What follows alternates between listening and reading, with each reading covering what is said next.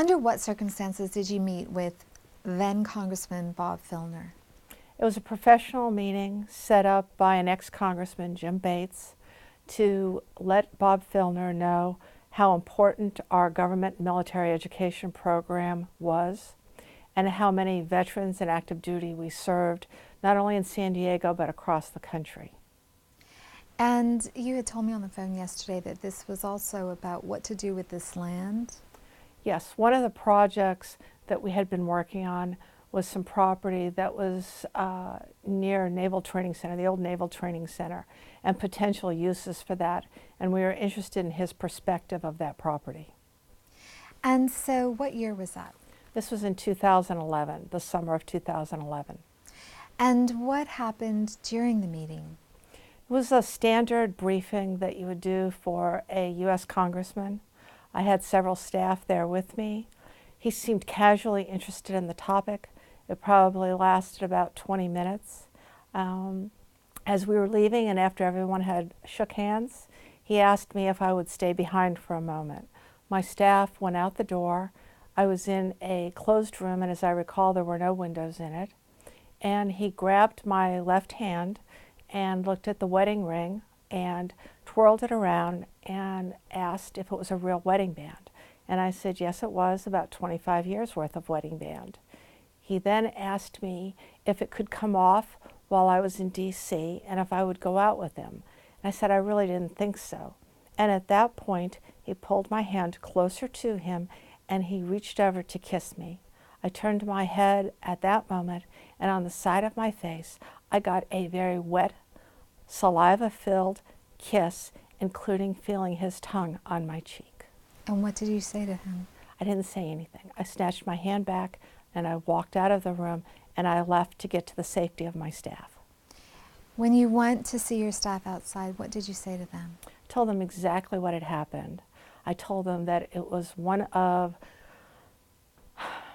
the most disconcerting confrontations I've ever had. I was appalled. I was disgusted. I couldn't believe the arrogance of this person willing to do that to somebody that was there on a standard professional meeting. I was totally, I probably can't tell you how angry I was. What was the reaction of the staffers? That they found him smarmy, that they didn't feel like he was what they thought a U.S. congressman would be, that they too were pretty disgusted with the behavior. And I told them right then and there I would never meet with him personally ever again. Did you or did any of your staffers at all talk about reporting this conduct to an authority? We did not, and I think for two reasons. One, some shock in what happened, and two, Filner made it very clear how powerful he thought he was. He discussed that in the meeting, the kind of authority that he had, that he'd been pulling strings all over San Diego for many years. And he really made us feel like if we did report something like that, there could be repercussions with our district. And we run a college district that is taxpayer funded, and it's important that we don't get on the wrong side of politicians. That was our perspective. I'm sure that if I had gone to someone else, they might have said, no, don't you worry about that. Let's go forward with this. Describe what he said about the power he thought he had. He had done a number of speeches about his involvement with veterans and active duty, and that he sat on powerful committees that could help move legislation forward that would support those kind of programs. We were there to tell him all that our district had done in supporting military and veterans, and how every penny that we brought in was again turned right around and used to support them in a more broad way. And we were hoping that we could get his interest and support to even do a better job with what we do with veterans. Last week, as you know, a number of very high-profile women, women who hold powerful positions in San Diego, well-educated women, well-spoken women, came forward and described what they thought were inappropriate comments, inappropriate advances made toward them from Bob Filner.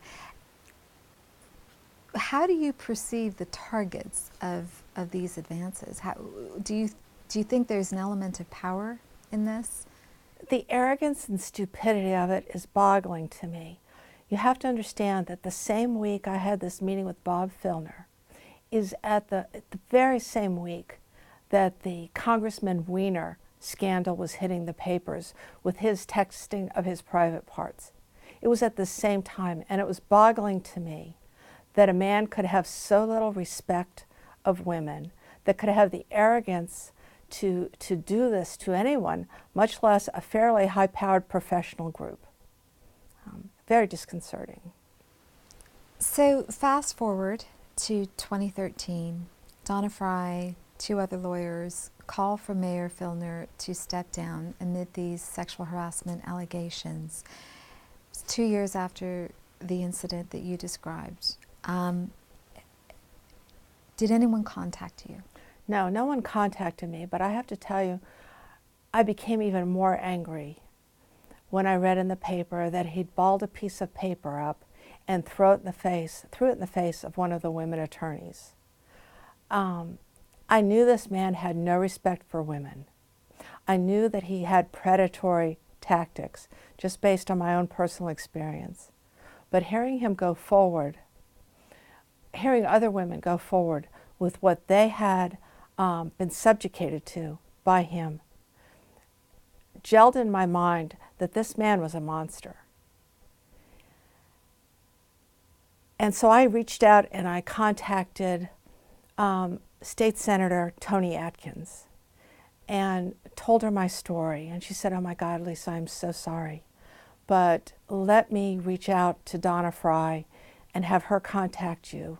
And any support that you need in this, we'll make sure it happens." And so Donna Fry contacted me twice and listened to the story and said that she felt that it was important that all women stand up and tell what happened. And so I'm very grateful for this opportunity to do so. Okay. Is there anything I haven't asked that you'd like to talk about? No, I just, if there's anything that I can do to encourage other women, whether they're here in San Diego or Washington, to come forward, to let them know that this man should not be representing anybody. He is a disgrace to men.